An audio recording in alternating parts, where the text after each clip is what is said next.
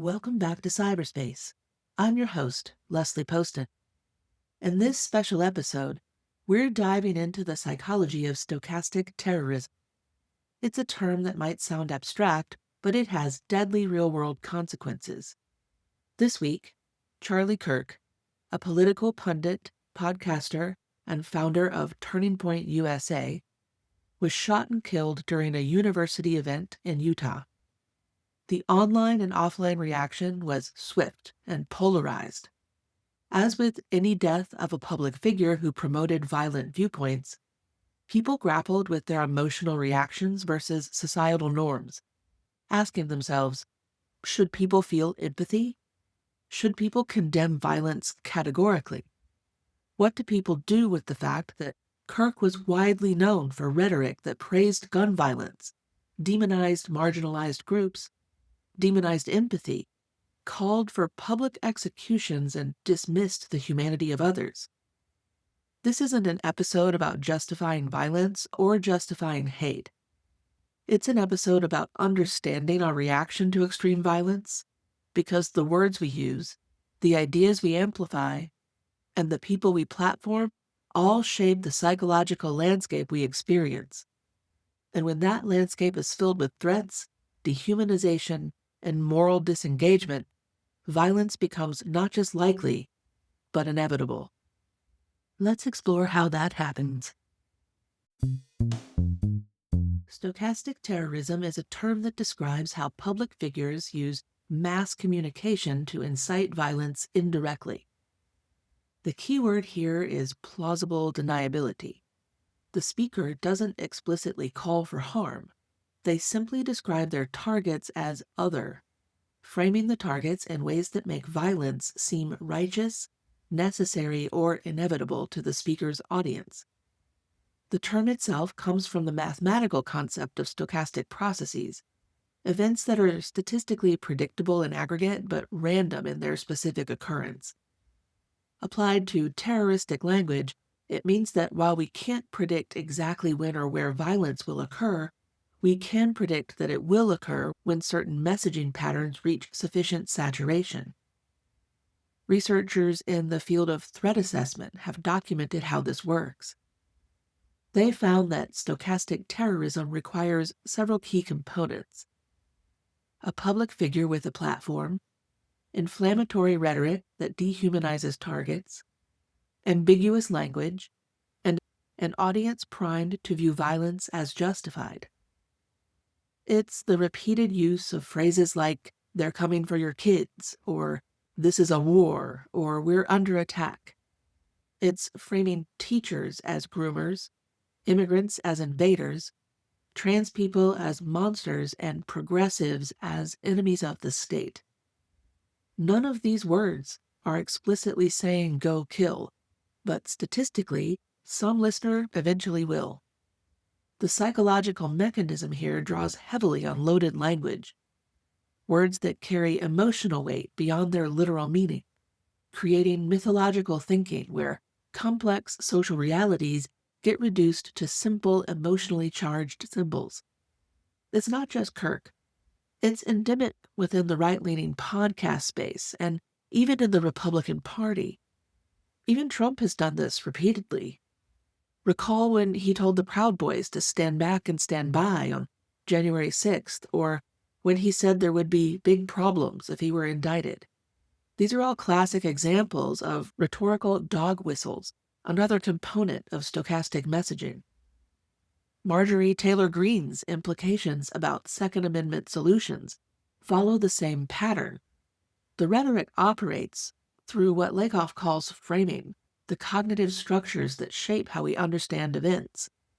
When political violence is consistently framed as defensive rather than aggressive, patriotic rather than criminal, or necessary rather than optional, it becomes psychologically easier to justify. And just because we tend to have more examples from right-leaning speakers, don't think the Democrats are completely immune to this pattern.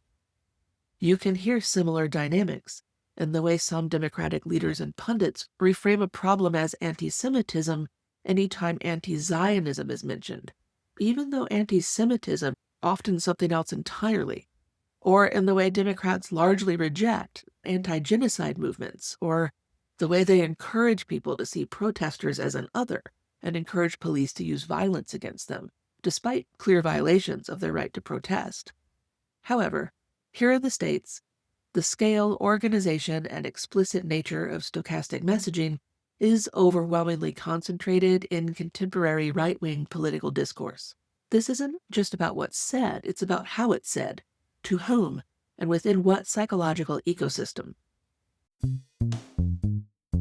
Our brains are not neutral observers of speech. Language that stokes fear, disgust, and rage doesn't just trigger thoughts, it triggers what neuroscientists call action potentials, actual neurological pathways that prepare the body for behavioral response.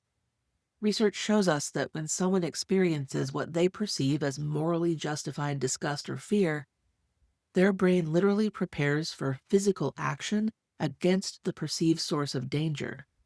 We talked about this more in depth in a previous episode. This is where dehumanization research comes in. When someone is described as a rat, a cockroach, a parasite, or a predator, we subconsciously activate a complex set of psychological and physiological responses that we originally evolved to help us avoid disease and contamination. For example, when people view others as dehumanized or disgusting, the regions of their brain associated with empathy and social cognition can literally shut down, while areas associated with disgust and threat detection can become hyperactive. The semiotics here are important as well. These aren't random metaphors, they're carefully chosen symbols that tap into what Jung called archetypal fears. Vermin represent contamination and invasion. Predators represent threat to offspring and community. Parasites represent resource theft and weakening of the host. Each of these metaphors activates different but overlapping psychological defense systems. Bandura's research on moral disengagement provides another piece of this puzzle. He identified several psychological mechanisms that allow people to commit harmful acts without feeling guilt or empathy. These include moral justification, convincing yourself that violence serves a greater good, euphemistic labeling, using sanitized language to mask brutality, and dehumanization, viewing targets as less than human and therefore undeserving of moral consideration. What makes stochastic terrorism particularly insidious is how it systematically activates all of these mechanisms simultaneously. The speaker provides moral justification by framing violence as defensive. They use euphemistic language like Second Amendment solutions or take our country back. And they consistently dehumanize targets through metaphors of contamination, invasion, and predation. Research on the banality of evil also applies here. It calls attention to the ways ordinary people can be led to commit extraordinary acts of cruelty when the psychological environment makes such acts seem normal, necessary, or virtuous. Stochastic terrorism creates exactly this kind of psychological environment on a mass scale. The neurochemistry matters too. Research on stress and aggression shows that when people exist in a constant state of perceived threat, the kind created by relentless stochastic messaging, their bodies produce elevated levels of cortisol and adrenaline while reducing production of oxytocin and serotonin. This neurochemical cocktail literally makes people more prone to aggressive behavior while simultaneously reducing their capacity for empathy and nuanced thinking. That's the psychological trick behind stochastic terrorism. The speaker doesn't need to pull the trigger. They just have to create the neurochemical and cognitive conditions that make pulling the trigger feel like a reasonable response to an intolerable threat. Let's talk about performative forums that masquerade as intellectual discourse. Events like Charlie Kirk's Prove Me Wrong campus tour or YouTube videos from channels like Jubilee often pit a lone progressive, trans person, feminist, person of color, etc., against a room full of people who fundamentally oppose their very existence. These aren't debates in any meaningful sense. They're psychological warfare packaged in a pseudo-civil discourse Trojan horse. Research on emotion and social interaction helps us understand what's really happening in these forums. When someone is placed in a hostile environment where their fundamental worth is questioned, the mere exposure effect means that simply hearing a message, even if you disagree with it, makes it more familiar over time. That's why marketers repeat things multiple times in their messaging. More familiar messages feel more true, more acceptable, and more normal. This isn't a conscious process, it happens automatically at the neurological level. Their nervous system shifts into defensive processing mode. In this state, the prefrontal cortex, the part of the brain responsible for complex reasoning and empathy, becomes less active, while the amygdala and other threat detection systems become hypervigilant. This means the participants in these supposedly rational debates are operating from a place of psychological survival, while simultaneously trying to engage intellectually and represent their demographic well in the face of potential harm. Goffman's work on presentation of self in everyday life provides another lens for understanding these dynamics, determining that social interactions are fundamentally performative, with participants playing roles designed to maintain or enhance their existing social status. In stacked debate formats, the goal is not truth-seeking, it's status performance. The crowd gets to perform their idea of ideological superiority, while the isolated participant is forced into a defensive performance that makes them appear weak, emotional, or unreasonable, regardless of the substance of their arguments. The false equivalence embedded in both sides' framing creates normalization bias, the psychological tendency to treat extreme positions as merely alternative viewpoints worthy of equal consideration. Research demonstrates repeatedly how this kind of framing legitimizes harmful ideologies by placing them within the bounds of acceptable discourse.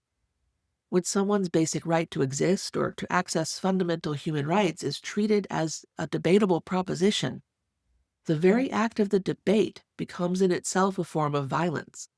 It sends the message that maybe, just maybe, the person advocating for elimination or subjugation actually has a point worth considering.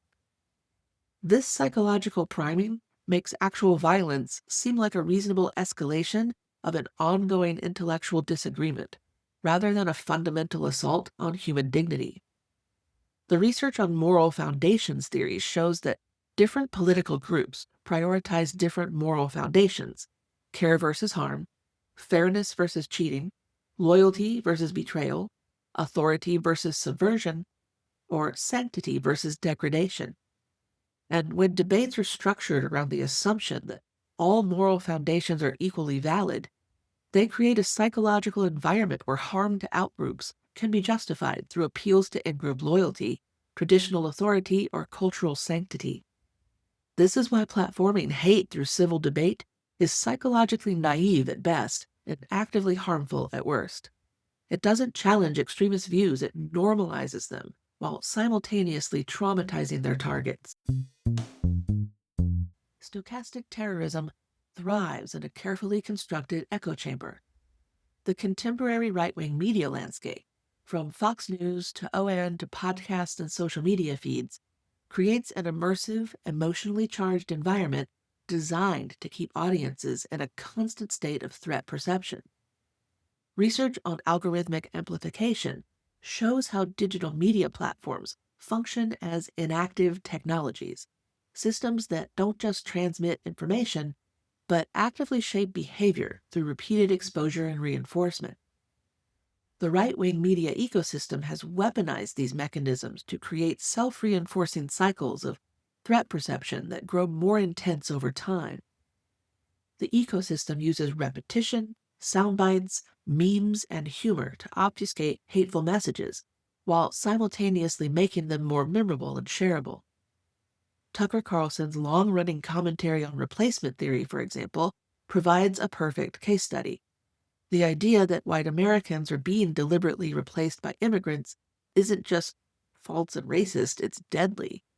This conspiracy theory was explicitly cited by mass shooters in El Paso, Buffalo, Pittsburgh, and Christchurch. But Carlson never directly calls for violence. Instead, he uses meaning that's implied rather than explicitly stated. By repeatedly describing immigration as an invasion, by characterizing demographic change as replacement, by framing these processes as intentional attacks on white Americans, Carlson creates hostile attribution bias in his audience, the tendency to interpret ambiguous events as hostile or threatening. Research on emotional contagion through media consumption shows how this works psychologically. When people consume content that consistently activates threat detection systems, their baseline stress levels increase, their empathy responses decrease, and their tendency toward aggressive problem solving grows stronger. Over time, this creates aggression scripts, automatic behavioral responses that prioritize dominance and attack over collaboration and defense. The ecosystem doesn't stop with traditional media. Memes equating trans people with predators tap into pollution beliefs. Tweets framing undocumented immigrants as criminals activate outgroup homogeneity bias. Podcasters calling for public executions like Kirk has represent the logical endpoint of this psychological conditioning. By the time audiences reach this level of explicit violence advocacy, they've been psychologically prepared through months or years of graduated exposure to dehumanizing language and threat framing. Dr. Susan Fisk's stereotype content model helps explain why this messaging is so effective. Her research shows that groups perceived as high in competence but low in warmth, exactly how immigrants, progressive activists, and LGBTQ+ people are typically portrayed in right-wing media, trigger what she calls envious prejudice, which is strongly associated with support for hostile action against a group. While other political movements certainly use emotional appeals and us versus them messaging, the current right-wing ecosystem is uniquely structured around constant threat escalation and dehumanization. The scale, organization, and explicit nature of this messaging represents something qualitatively different than normal political persuasion. Psychologically, this creates emotional contagion, a collective state of fear, disgust, and moral panic that spreads through communities like a virus. Once these feelings are normalized and institutionalized, violence becomes just another possible response in the toolkit of political action. The United States isn't the only place that this happens, but American stochastic rhetoric is increasingly being exported worldwide, creating transnational extremist networks that share psychological techniques, symbolic frameworks, and strategic approaches. Historical examples provide contexts. In Rwanda, Hutu Power Radio called Tutsis cockroaches for months before the genocide began. Research on genocide propaganda shows how this dehumanizing language didn't just reflect existing hatred, it actively created the psychological conditions necessary for mass violence by systemically breaking down the cognitive barriers that normally prevent people from harming others. In Myanmar, Facebook was used to spread anti-Rohingya hate speech that directly contributed to ethnic cleansing. The Rohingya were consistently described as illegal Bengalis, terrorists, and threats to Buddhist purity. Documentation of this campaign shows how social media algorithms amplified the most emotionally charged content, creating virality bias, the tendency for extreme views to spread faster and wider than moderate ones. In Nazi Germany, Jews were portrayed as vermin, disease carriers, and moral threats, long before the Holocaust. Research on the psychological preparation for genocide shows how this messaging followed a predictable pattern, first establishing group identity, then creating threat perception, then dehumanizing targets, then normalizing violence as a defensive necessity. But here's what's new and deeply concerning. American stochastic rhetoric is now being adapted and amplified globally through these digital networks. In India, Hindu nationalist leaders describe Muslims as threats to Hindu women and national identity, borrowing directly from American Great Replacement narratives and protect our children messaging. The Hindu concept of love jihad, the conspiracy theory that Muslim men systematically seduce Hindu women to convert them, uses identical psychological frameworks to American anti-LGBTQ+ groomer rhetoric. In Brazil, supporters of Bolsonaro used Trump-style language about stolen elections and communist threats to justify the January 8th attack on government buildings in Brasilia. The messaging, visual symbols, and even the tactical approaches seemed directly imported from American extremist movements. European far-right parties are now echoing American talking points about immigrants being invaders and multiculturalism being white genocide. The Alternative for Germany, France's National Rally, and Italy's Lega Nord all use messaging frameworks developed in American right-wing think tanks and media operations. Meanwhile, conspiracy theories and extremist content spread from American platforms to global audience through cascade effects. Right-wing conspiracy theories jumped from American image boards to German Telegram channels to Japanese Twitter to Brazilian WhatsApp groups. The anti-woke movement that originated in American conservative circles now drives political campaigns from Italy to Australia to Canada. Research on intersectional backlash helps explain why these American exports are so effective globally. Societies experiencing rapid social change often develop psychological resistance to diversity and inclusion that makes people susceptible to reactionary messaging that promises to restore traditional hierarchies and traditional certainties. The psychological pattern is clear: emotional manipulation through threat framing, reinforcement of in-group identity, systematic dehumanization of targets, establishment of plausible deniability, and then violence. This sequence appears across cultures and historical periods because it exploits universal features of human psychology. But American political and media innovations have made it more efficient, more scalable, and more deadly than ever before. The immediate focus after Kirk's shooting was on the violence itself, the blood, the chaos, the manhunt, but the psychological aftermath of stochastic terrorism runs much deeper and lasts much longer than the initial incident. First, let's talk about the witnesses. Emma Pitts, the reporter who was there, described seeing so much blood and said Kirk went limp. That's not just journalism, that's trauma testimony.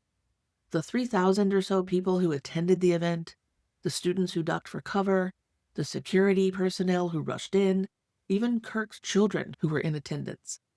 They're all now carrying psychological wounds that will shape how they see political events, public spaces, and ideological conflict for years to come. Research on trauma and recovery shows that witnessing political violence doesn't just create PTSD, it fundamentally alters how people process information about politics, safety, and social relationships. Trauma from ideologically motivated violence creates complex PTSD, which includes not just flashbacks and hypervigilance, but also profound changes in someone's worldview, trust, and sense of meaning. Some witnesses become hypervigilant, developing threat scanning behaviors, constantly monitoring their environment for signs of danger, avoiding public gatherings, feeling unsafe in spaces that remind them of the traumatic event. Others dissociate, shutting down emotionally to cope with overwhelming feelings. Many develop learned helplessness, which we've discussed before on other episodes, the belief that political engagement is futile and dangerous, that violence is inevitable, and that there's no point in trying to participate in the democratic process. Research on shattered assumptions helps explain why political violence is particularly traumatizing. Humans operate from three basic assumptions: that the world is benevolent, that the world is meaningful, and that the self is worthy. Political violence shatters all three simultaneously. Witnesses lose faith that good people are protected, that political systems work rationally, and that their own participation in democratic life has value or safety. But here's a psychologically dangerous part. Communities don't heal equally from this kind of trauma. Kirk's supporters, national organizations that rely on consumer participation like the Yankees, and the mainstream media are already framing him as a martyr, which creates sanctification effect, the tendency to view deceased leaders as more pure, more right, and more worthy of extreme loyalty than they ever were in life. This isn't grief processing, it's radicalization fuel. Research on sacred values and violent extremism shows how martyrdom narratives function psychologically. When someone dies for a cause, their ideas become sacralized, protected from normal processes of questioning, criticism, or revision. Kirk's death doesn't just amplify his message, it makes that message psychologically immune to challenge among his followers. Meanwhile, Kirk's frequent targets and ideological opponents face a different kind of trauma. Moral injury occurs when someone is forced to act against their moral beliefs or witness something that violates their fundamental sense of right and wrong. For people who were targeted by Kirk's rhetoric, being told to mourn his death while knowing that he advocated for violence against them creates profound psychological conflict. Research on moral injury in military contexts translates directly to political trauma. When people are forced to suppress their authentic moral responses to harmful events, they develop symptoms including rage, guilt, spiritual crisis, and social isolation. This is exactly what happens when marginalized communities are pressured to express sympathy for someone who denied their humanity. The broader community fragments in predictable ways. Research on collective trauma shows that societies typically split into three groups after political violence: those who become more radicalized in their existing beliefs, those who disengage entirely from political participation, and a smaller group who become motivated toward reconciliation and systemic change. Unfortunately, the radicalization and disengagement responses are typically much larger than the reconciliation response. This creates polarization amplification, where political violence, rather than bringing communities together, pushes them further apart. Trust in our institutions erodes because they fail to prevent the violence. Research on social capital shows that when political institutions can't protect citizens from ideologically motivated violence, people lose faith not just in those specific institutions, but in the entire concept of institutional authority. Most insidiously, society becomes desensitized to political violence through habituation effects. When violent rhetoric leads to actual violence repeatedly, the shock value decreases. Media coverage becomes routine. Public outrage becomes performative rather than genuine. And the psychological threshold for accepting future violence gets lower and lower over time. This is how stochastic terrorism gains traction, even when the original speaker is silenced. The trauma it creates makes more violence likely, not less. The psychological wounds become infected with rage, fear, and despair, and that can last for generations. Now we arrive at a cultural pressure point. The shooting of Charlie Kirk raises a difficult question. Are people supposed to mourn someone who didn't mourn others? Someone who actively pushed narratives that led to violence and pain? There's an expectation, especially in American culture, that everyone deserves a moment of grace when they die, that to speak ill of the dead is distasteful, but that simply isn't always true. Research on psychic numbing helps explain this dynamic.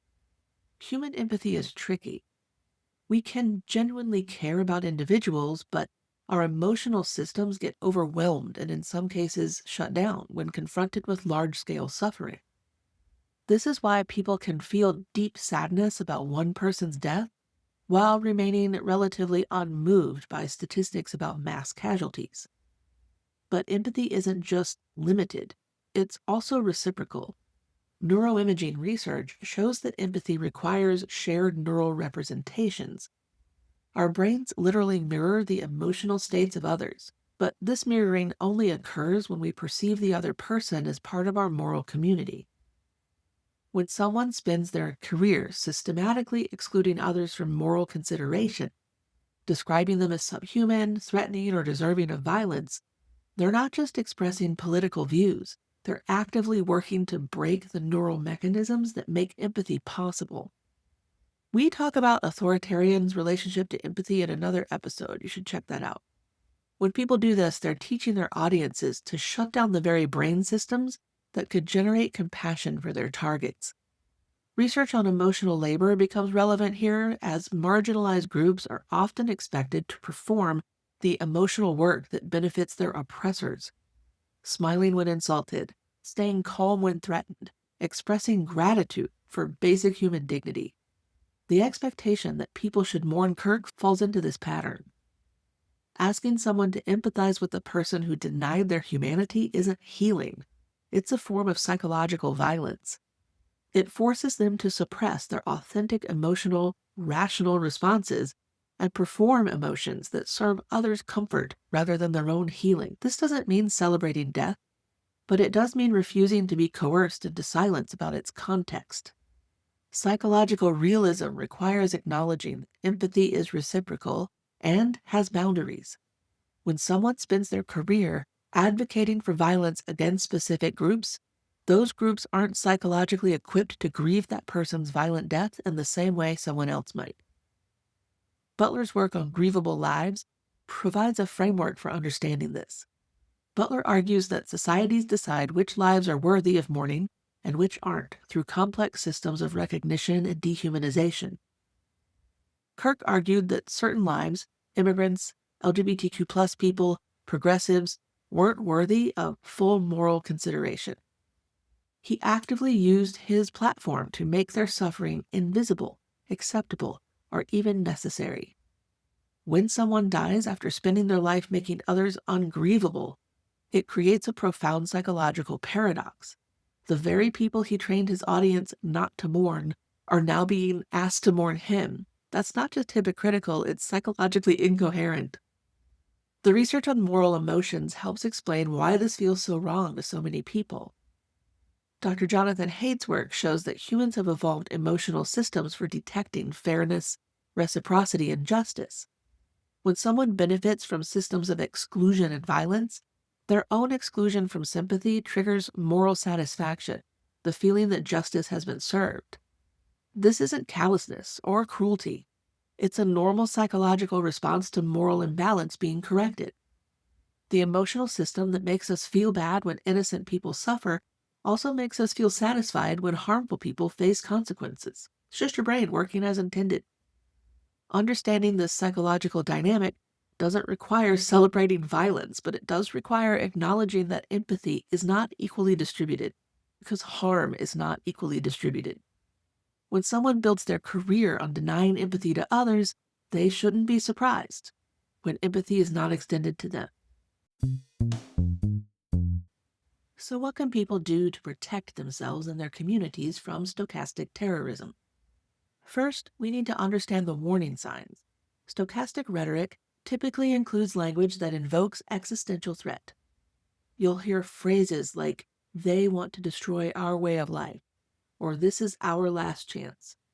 It includes repeated phrases that frame specific groups as subhuman or dangerous, calling people animals, parasites, invaders, predators, and similar.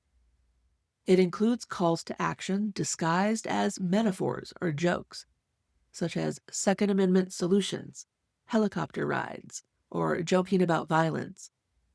And it includes rhetoric designed to humiliate, isolate, or demoralize specific individuals or groups. Research on brainwashing and ideological control provides practical tools for resistance. People can build psychological immunity to extremist messaging through cognitive inoculation, deliberately exposing themselves to weakened versions of harmful arguments along with strong refutation, similar to how vaccines work. This is tricky though. If it's not done well, it can end up amplifying the message. This all means learning to recognize emotional manipulation techniques, understanding how fear and disgust overrides rational thinking, and practicing responses to common extremist talking points. It also means developing metacognitive awareness, the ability to observe your own thinking processes and notice when they're being influenced by external manipulation. We also need to understand how stochastic messaging spreads through social networks. Dr. Dana Boyd and Dr. Alice Marwick's work is great for this. I'll link some in the show notes. Extremist content spreads through engagement hacking, deliberately crafting messages that trigger strong emotional responses because algorithms interpret engagement as value. This means being suspicious of content that makes you immediately angry, fearful, or disgusted. Those three emotions are big red flags that something might be stochastic messaging. It means checking sources, looking for corroborating evidence, and being especially careful about sharing emotionally charged content that confirms your existing beliefs. And this is true on all areas of the political and religious spectrum. Media literacy becomes critical, but it needs to go beyond simple fact-checking. We need emotional literacy, the ability to recognize when our emotions are being manipulated and by whom. This includes understanding how repetition makes ideas seem more credible, how dehumanizing language shuts down empathy, and how false balance or debate can make extreme positions seem reasonable.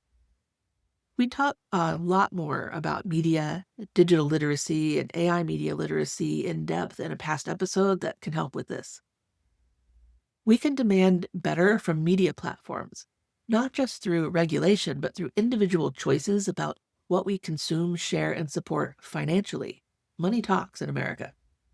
We can speak out when people treat hate as a valid debate point, especially in educational settings where young people are learning what counts as acceptable discourse. We can teach historical awareness, helping people recognize how current stochastic messaging echoes past propaganda campaigns that led to mass violence. Pattern recognition is one of our best defenses against psychological manipulation. Most importantly, we can stay emotionally awake and morally grounded. Stochastic terrorism works by creating psychological confusion, making people unsure about what's true, what's fair, what's normal, and what's acceptable.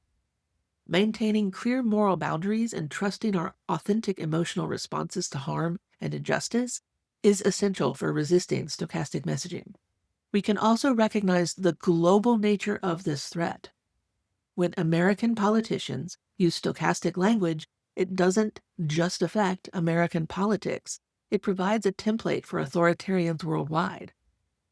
Our responsibility extends beyond our borders because our media and political culture have global influence. The most important thing is refusing to accept stochastic terrorism as normal or inevitable. Every time we let hateful rhetoric slide because it's not explicitly violent, every time we platform extremist speakers in the name of balance, every time we treat human rights as debatable propositions, we're all contributing to the psychological environment that makes violence more likely. If this episode helped you see something more clearly, or helped name something you felt, share it with someone. Talk about it. Reflect on it. Hold your media accountable for how they report on this incident. Reconsider debate culture in the framework of perpetuating the problem of stochastic messaging. This week's shooting in Utah wasn't an isolated incident. It was the predictable outcome of a system designed to make violence seem inevitable. The witnesses, the communities, the global movements watching, they're all part of this story now, and how they process this trauma will shape what happens next. Thanks for listening to PsyberSpace. This has been a special midweek episode. Our regular episode will drop this coming Monday, as usual, Sunday if I get it done early.